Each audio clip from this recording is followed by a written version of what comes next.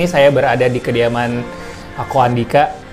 Ini salah satu penghobi koi juga, tapi ternyata juga punya hobi yang lain nih.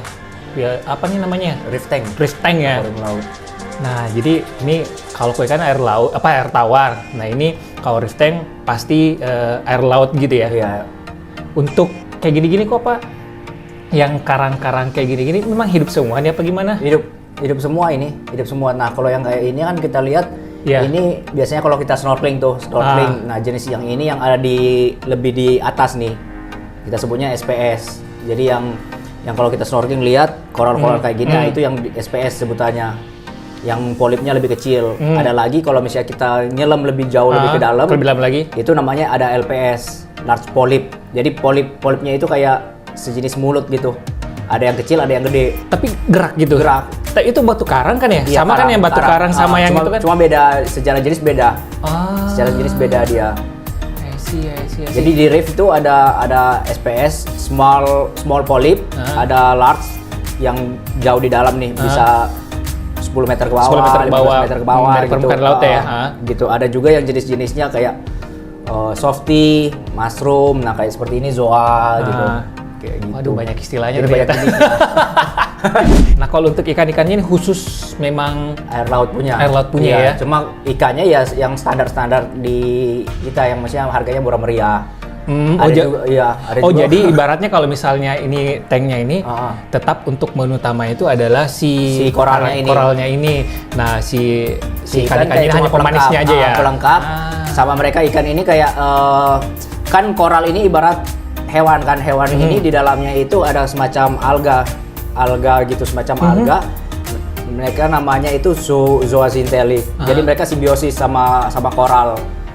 Jadi zooxanthellae ini fotosintesis ngehasilin makanan buat koralnya ini. Nah, itu yang membuat berwarna. Itu warnanya itu sebenarnya pigmen buat ngelindungin alga ini dari radiasi sinar matahari gitu. Jadi alga itu tempat berlindung di dalam koral. Koral itu dapat makanan dari alga yang nempel di koral itu ya. Sebenarnya antara alga atau bakteri sih. Kita pengen lihat perbedaannya untuk melihara sistem filtrasi yang ada di koi dengan untuk reef tank gitu. Nah, kalau reef kan chamber pertama air turun. Air turun dia ini kayak kapas putih. Ibaratnya kalau di koi ini mekanisnya lah. Antara orang bisa pakai brush, jet mat. Kalau ini gue pakai kapas putih doang biar simple maintenance-nya, kotor tinggal buang gitu ya. Masuk ke chamber yang kedua. Di sini chambernya aslinya isinya cuma skimmer. Ini skimmer, protein skimmer. Protein skimmer. Oke. Protein skimmer dia kan ngocok air. Minyak atau protein berlebih itu kebuang sama protein skimmer ini. Terus habis itu masuk berikut rumah bakteri. Nah, ini yang mana nih? Bakteri. Nah, ini yang biologisnya. Pakai apa tuh? Biologisnya sama si ceramid media. Tapi ini ada kayak karangnya lagi nih. Iya, ini gara-gara udah nggak muat di atas. Nah, ini yang jenis LPS nih. Jenis LPS yang hidupnya di laut yang lebih dalam. Ini kalau untuk jauh lebih dalam lagi untuk. Iya, jenis-jenis ini. Ini gara-gara taruh sini gara-gara di atas nggak muat sama kebutuhan arusnya beda. Kalau yang jenis yang di atas kan kebutuhan arusnya kencang nih. Arus di habitatnya lah ya. Kalau misalnya di atas kan memang lebih cepat kan. Kencang arusnya. Nah, kalau yang mereka yang di bawah ini butuhnya lebih hidup, lebih tenang. Jadi susah kan kita ngatur. Kalau misalnya satu tank mau ada yang tenang, ada yang kencang, susah nih. Sama kayak di koi ada yang gue sangke sama satu warna susah nih. Mau nggak mau gue pisahin, lebih gampang ngurusnya. I see. Tapi kan nggak bisa dinikmatin jatuhnya kalau dalam sini. Ya lihat di bawah aja gini. Iya, pas pengen intake chamber baru kelihatan berarti ya. Tapi cantik banget ya warnanya. Iya. Nah, yang ini memang kalau warna lebih oke nih, lebih kayak satu warnanya kayak lebih rainbow lagi gitu. Lebih banyak pencampuran warnanya. Berarti kalau misalnya di laut aslinya itu memang gitu ya habitatnya. Semakin ke dalam pola warna biasanya ataupun kombinasi warnanya jauh lebih bagus, jauh lebih beragam ya. I see. Tapi jenis yang di atas ini kalau di laut dalam susah diketemuin. Ada beberapa tipe yang jenis-jenis ini masih ketemu di laut dalam. Tapi umumnya di laut dalam itu yang LPS yang kita ketemunya. Wah, keren. Nah, habis itu udah chamber mana nih yang ini biologis, ini standar ya. biologis. Di koi juga kan ada biologis. Habis itu balik ke sini udah return pump. Oh, balik lagi ke pompa naik ke atas. Ke tanknya lagi ya? Iya. Oh, sesimpel itu ya? Enggak? Sesimpel itu. Terus ini juga media biologis nggak cuma di sini. Semua batu-batu ini kan ibaratnya biologis semua. Tempat tinggal bakteri. Ah, iya benar. Ini kan jadi rumahnya si bakteri juga karena kan ya memang media kan? Media. Sih. Nah, kalau karang jahe itu dari sini nih berarti. Iya ini kan karangnya ini yang udah mati jadi karang jahe nih. Berarti ini yang karang jahe yang hidupnya ya kok ya? Iya, karang jahe yang hidup. Nah, kalau misalnya karang jahe kayak gitu-gitu udah bisa dipotek-potek itu masih bisa hidup nggak sih kok? Bisa. Kalau yang masih hidup kayak gini kita potek kan, kita tempel tempat lain dia numbuh lagi. Tapi kalau udah yang kayak punya kalau udah kelupas penghobi itu yang kayak misalnya itu udah mati semua ya. Oh, berarti udah kayak tumbuhan ya kalau besok terlanjur mati ya udah nggak bisa lagi. Iya. Ya ini karena kan batu karang kan termasuk tumbuhan ya guys? Hewan guys. Udah pikir itu tumbuhan. Hewan. Oh, hewan. Iya, pengetahuan biologisnya parah guys. Gue juga baru tahu setelah miara ini ngobrol-ngobrol sama teman, oh ternyata ini hewan. Makannya apa tuh berarti kok? Ada makanan kayak bubuknya sendiri, bubuk khusus. Atau kalau nggak bubuk khusus, biasanya ada juga yang kasih kayak udang kupas. Tapi tergantung jenisnya. Kalau mulutnya gede, ya kita kasih makanan gede. Gimana tuh kalau misalnya boleh lihat prakteknya nggak cara makannya? Atau ada pemberian makannya khusus hari-hari tertentu nggak? Nggak ada sih. Cuma gua jadi koral kan cara makannya macam-macam. Ada yang dari fotosintesis, yang dari zooxanthellae itu dia fotosintesis terus dia dapat nutrisinya dari situ. Ada yang secara eksternal kita kasih makan. Suap gitu ya? Disuap. Ada juga dari kotoran ikan nih. Kotoran ikan kan bentuknya ini kan kalau misalnya pecah gitu jadi bubuk-bubuk halus, partikel halus. Nah itu yang ditangkap sama koral buat jadi makanannya mereka ya? Jadi cara makannya banyak. Nah ini nih nggak ngerti lagi nih apa nih yang dibawa nih, kayak banyak kabel-kabelnya. Ini dosing pump itu alkalinity, kalsium, magnesium. Jadi kan koral sini konsumsi kan tiga elemen utamanya ini dia konsumsi, itu yang kita ganti tiap hari, kita dosing yang baru. Oh, berarti ini kayak udah otomatis gitu ya kok ya? Otomatis diatur, dihitung konsumsinya berapa, kita injek lagi yang sesuai kebutuhan. Iya. Oke. Jadi lebih ke ini water conditioning dia. Siap. Untuk saat ini sih gue pura-pura paham aja sih kok ya. Sebenarnya aku nggak paham sih. Gue juga pertama belajar nggak paham sih. Nah sekarang kita balik ke habitat awal kita, ikan koi. Nah ini dia kolamnya Ko Andika.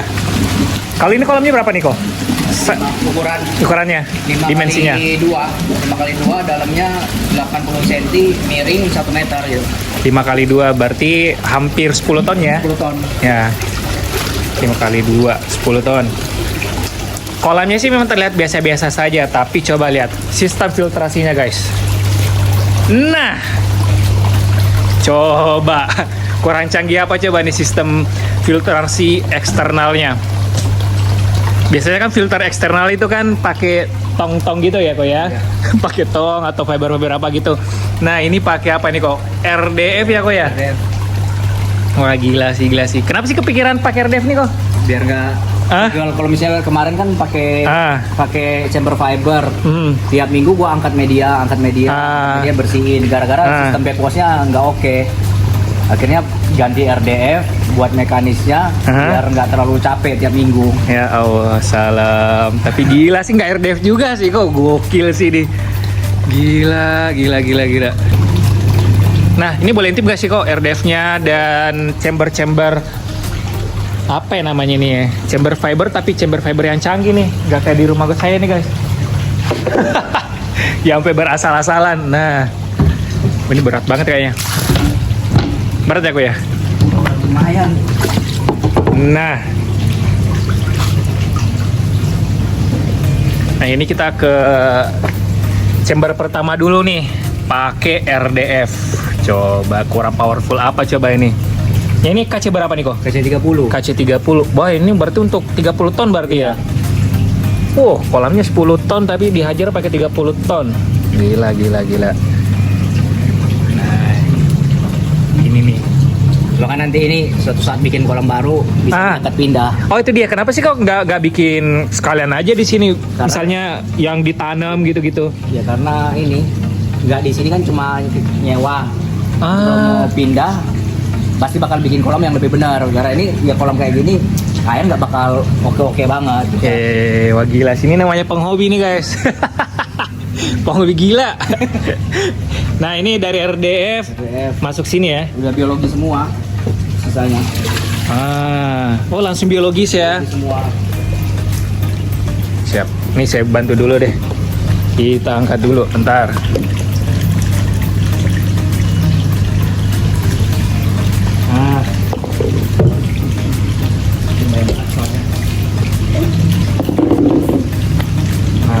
Oke. Nah, kita ke selanjutnya sini nih. Ini Karangjaya sama Austersel nggak sih, bukan kok? Iya. Tapi di bawahnya ada. Di bawah ada yang media lain. Media apa tuh bawahnya? Ini sebagian gue masih pakai kayak spons gitu. Kayak biospons lah gitu. Oke. Jadi belum semua ganti ke seramik. Terus ini yang seramik, ini seramik bukan ini? Ini kayaknya batu gombong deh. Oh batu gombong batu ya? Batu apung. Ini juga di dalam sini ada karang jahe, di bawahnya ini ada prime cube. Oh pakai prime cube. Terus di sini batu apung. Ini ini media. Wah pakai media powerful juga, Neo Media. Nyicil dulu pelan-pelan dong. Perih. Berapa liter nih? Ini baru yang 30. Oh 30 liter ya? Dapat 4 kantong. 4 kantong ya? Iya. Buat satu chamber lumayan ya penuhinya. Tapi yang powerful kalau Neo Media. Nyicil pelan-pelan dulu. Terus ini? Batu apung. Batu apung juga ya? Itu di sebelah sini terakhir jet mat. Oh jet mat yang di sini ya? Jet mat terus gue pakai. Ini bulat-bulat nih? Iya spons cuci piring. Serius? Iya. Buat itu rumah bakterinya. Dapat ide dari mana nih kok? Dari Google. Ya Allah. Pertama kali nih lihat spons cuci piring nih. Ya tapi kalau di luar di akuarium pada pakai ini. Oh, kalau untuk pemain yang ini kan karena kan basicnya Kondika ini mainnya reef tank, udah main tank gitu ya, akuarium segala macam bla bla bla bla. Makanya pengetahuan dari sana diadopsi ke ikan koi ya. Diterapin di ikan koi. Nah, makanya jangan heran mungkin bagi kita ini aneh, tapi kalau untuk pemain tank mungkin biasa aja gitu ya. Kan sama aja sama bakteri kan hidup di mana aja. Yang penting asal ada media buat dia nempel. Dan ada luasan SSA tertentu ya. Luasan SSA-nya. Terus yang ini kan dia nggak clogging juga nih karena ini gede. Pori-porinya. OSA-nya ya. Iya, open surface area-nya ya. Lama-lama ganti seramik aja. Siap. Oh, berarti ini target tetap akan ganti media seramik full ya semuanya ya. Oke, siap. Soalnya ini baru berapa bulan nih? Soalnya terakhir lihat videonya Desember kan? Soalnya bikin ininya. Kan sering chattingan tuh, entah itu di Instagram ataupun di WhatsApp. Masih di sini yang beda filternya awal-awalnya kan? Filter semua. Ya, trickle filter. Awalnya main ke sini udah kayak gini nih, udah ada RDF lah, udah ada chamber PVC seperti ini. Tapi rapi banget sih, event eksternal tapi rapi banget ini kok. Rapi banget. Terus ini pakai pipa yang 3 inch ini ya? Iya nggak sih? Ya dipakai pipa 3 inch. Terus waterfallnya juga pakai PVC custom, nah jadinya rapi walaupun kolamnya sebenarnya diperuntukkan bukan kolam ini ya, bukan kolam koi. Kolam apa katanya kemarin tadi? Kolam buat berenang ayam Bangkok. Berenang ayam Bangkok dong, parah. Dari ayam jatuh sekarang jadinya ikan nih, ikan koi. Nah sekarang nih ada lagi nih yang unik nih di ujung nih, ada evaporator. Berarti pakai chiller nih kok? Pakai chiller. Wow, gila. Ini nggak nanggung-nanggung, udah pakai RD, pakai chiller lagi. Gila. Emang temperaturnya sini berapa sih kok? Gue set di 25 setengah. Tapi kayaknya realnya kalau dites pakai termometer yang lain itu jatuhnya sekitar 25 sampai 26. Tinggal kalibrasi lagi kan. Kalau temperatur awalnya si kolamnya 31. Karena ini outdoor ya, makanya suhu airnya, temperatur airnya memang gila-gilaan ya kok ya. Nggak ada sama sekali nih, nggak bagian atas benar-benar tidak ada penghalang, tidak ada atap-atap transparan, hujan-hujan panas ya. Makanya ini pakai berapa PK kok? 4. Pakai 4 PK ini, makanya pakai dua outdoor, Daikin, 2 PK kan berarti ya kok ya? Iya. Nah, terus itu panel-panelnya segala macam ya kok ya. Iya. Nah, kalau untuk masang ini otodidak atau ada yang pasangin atau gimana kok? Kalau yang chamber ini kemarin ke Om David kan, tapi kalau yang chiller ini sendiri panggil tukang AC kenalan, kita install sendiri sama panelnya install sendiri. Oh, ini install sendiri. Iya. Oh iya. Berarti bukan beli jadi ya? Berarti beli jadi. Belinya terpisah beli. Iya. Outdoornya beli sendiri, panel-panelnya beli sendiri. AC sisanya nyambungin pipa kerjaannya. I see. Evaporatornya pasang sendiri segala macam ya. Habis berapa kalau untuk yang si ini kok? Kemarin sama 2 PK ini, tapi kalau udah sama jasa tukang AC itu habis 16-an. 16-an juta ya? Iya. 4 PK ya. I see. Nah, kalau yang si RDF? RDF ya. Harga RDF ya umum berapa ya? Dulu lupa. Umum sih masih RDF ya, harga pasaran. Berapa ya? 20-30-an ya nggak sih? 30-an. 30-an ya? 30-an. 30-an juta ya RDF-nya. Satu piece yang KC30 kan? 30-an ya. Gila. Eksternalnya aja udah berapa nih? Udah ngabisin puluhan juta nih. Belum lagi si PVC-nya nih. Ke David Wu berapa? 20 up. 20 up ya. Gila guys. Nih kalau untuk yang kau mendang-mending nih nggak cocok nih kayaknya nih.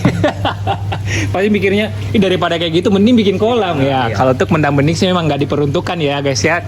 Ini kan karena kolamnya ini adalah memang desainnya bukan kolam koi, jadi nggak punya bottom drain, nggak punya skimmer. Nah ini pakai apa jadinya kok? Ini mungkin buat bisa ada inspirasi buat teman-teman di rumah juga yang mungkin udah terlanjur buat kolam tapi nggak sempat buat bottom drain dan surface skimmer. Ini jadinya dibuatin apa nih kok biar bisa kualitas itu? Nah, kita ke situ kan kok.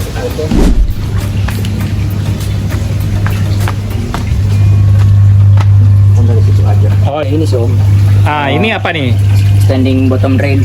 Standing bottom drain. Di pompa itu diangkat lebih naik. Di bagian bawahnya itu ada kisi-kisi. Kisi-kisi. Jadi air masuk dari bawah. Disedot sama pompa kan. Buat masuk ke RDF sama di atasnya ini dikasih kisi-kisi juga. Jadi si pompanya tuh nggak nyentuh langsung bagian dasar. Ya. Jadi si kotoran ngumpul bagian paling dasarnya itu ya. Ya ketarik ke pompa. Oke. Di sana dikasih waterfall biar ngedorong ya. Biar dia ngedorong si kotoran semua ke sini. Iya. Dan ini pakai ukuran pipa berapa inch nih? Inch nggak tahu, cuma diameter dalamnya ini 31. Hampir 2 jengkal nih guys, nih hampir 2 jengkal. Ini juga kan diatur biar kalau misalnya pompanya trouble atau ada yang bocor atau apa gitu, nanti air nggak bakal sampai habis. Jadi masih ada sisa nih. Dan ini adanya lagi ya di lubang-lubang bagian atas pengganti surface skimmer gitu ya Pak ya. Surface skimmer. Nah seperti ini nih, kita lihat dari sini nih. Tuh. Nah ini kayak surface skimmer gitu guys di sini. Nah jadi ini berfungsi dua ya, berfungsi ganda, bisa jadi kayak bottom drain, bisa jadi surface skimmer. Keren. Terus tadinya kan di sini trickle filter pompanya banyak. Iya. Puyeng nih kelihatan kebanyakan pompa. Iya. Di sini kan awalnya kan di sini berjejer tuh. Trickle filter 1, trickle filter 2. Terus tiap trickle filter ada pompanya, ada skimmernya masing-masing. Cuma sudah terlalu puyeng, berantakan. Makanya udah kayak gini ya. Ya kita rapi-rapiin. Semaksimalnya aja lah buat kolam yang desainnya kayak gini. Iya. Wah ini mah bukan, kayaknya ini kayak kalau kolam yang belum jadi ini kayaknya paling maksimal sih kalau bukan diperuntukkan jadikan koi dengan filter eksternal dan perlengkapan equipment-equipmentnya nih kok. Ini parah sih nih. Aneh juga nih. Iya. Ini hasil ikannya juga oke nih guys. Iya. Mostly import semua sih nih. Tahu nih beberapa nih dari mana aja nih. Nah, Zero-nya lah. Kohaku, Showa, Karashi segala macam ini import semua. Udah mostly 50-60 cm ya kok ini ya. 50-60. Iya. Yang baru datang doang nih yang kayak Shiro. Iya. Yang kita juga baru angkat tadi ya kok ya. Iya. Yang ini yang Ogon. Si Ogon yang baru diangkat tadi yang awalnya dulu masih berapa senti 30 cm? 30 cm. Sebulan naik ya. berapa tadi? 40 ya? 36 ya? Iya, itu sebulan 36. Pokoknya dari Maret, berarti Maret, sekarang kan udah April akhir 2 bulan berarti. Dari 30 ke 40. Nah, itu hasil keeping dari RDF dan pakai chiller tuh. Nah, terus juga tadi sempat Siro juga tadi ya, awalnya berapa senti tuh kok awalnya? Itu awalnya 20 senti, sekarang udah 36 ya? 30 kayaknya. 30 senti ya tadi ya? 30 senti. Terus si KC Karasi Mango 52 6 bulan endingnya 64 ya tadi ya? 64 ya tadi. 64 cm. Nah, udah nisai, yang lain masih tosai. Cuma pakan sih memang nggak di push banget ya Pak. Pakan santai. Iya, Keeping santai. Oh, sama yang terakhir nih yang Kohaku ya, yang Iya. Kohaku awalnya berapa tuh? 50 berapa tuh? 52 tadi berapa tuh? 54 ya? 55 ya? 55 cm, udah 55 cm. Wah. Nah, itu hasil menggunakan RDF dan chiller tuh. Airnya juga oke, padahal ini full outdoor, bener-bener outdoor. Iya, full outdoor, nggak ada pakai atap-atap sama sekali. Oke. Nah, masih ada yang pengen disampaikan nggak nih kok? Mungkin tips-tips ataupun yang udah terlanjur bikin kolam atau apa gitu yang menurut Ko Andika perlu disampaikan kepada penghobi di rumah. Paling ini aja sih, kalau misalnya keeping koi ya sarana filter disiapin duluan yang benar, yang oke-nya, yang cocok sama cara keeping kita kan. Cara keeping kita gimana, ya siapin sesuai kebutuhan. Dan mungkin di orang lain cara ini berfungsi buat dia, ya di kolam kita belum tentu, karena cara keeping kita beda-beda, lokasi kolam juga beda-beda, ukuran kolam beda-beda. Betul sekali. Makanya ada istilah pond builder terbaik adalah owner dan koin sendiri ya Pak ya, karena yang paling tahu kondisi kolam itu adalah ya ownernya itu sendiri, bukan orang baru ownernya. Iya. Nah, ini buat Ko Andika nih tumbler. Nih ada tulisannya nih koi port Indonesia. Nah, ini jadi tumbler. Kan suka ngopi tuh. Rata-rata penghobi koi kan sukanya ngopi tuh. Ya, ngopi pinggir kolam. Nah, ini ada tumblernya. Tinggal isi segala macam, bisa cek temperaturnya juga di bagian atas, segala macam. Oke, siap. Thank you banget Report Indonesia. Biar tahun ini subscribe-nya berapa nih? 100.000 dah ya guys. Waduh, masih Kita tembusin. masih panjang kayaknya itu kalau 100.000 itu baru mau 6.000 kayaknya. Kita tembusin. Kita support sama-sama. Tapi amin lah ya, doanya bagus banget. Doanya parah bagus banget. Harus dong. Siap. Support kita. Siap. Aduh, nah terima kasih banyak juga nih kok udah temenin untuk home tour lah ini. Mulai tadi dari diajarin reef tank segala macam, kemudian kolam ikan ini di bawah sini yang canggih banget menurut saya, ya 5.0 banget lah untuk kolam dengan sistem filtrasi eksternal gitu, benar-benar 5.0. Nah mungkin itu aja kok, kalau misalnya nggak ada lagi, terima kasih juga pada teman-teman yang udah nonton. Sampai ketemu di video berikutnya, semoga sehat selalu dan kaya raya.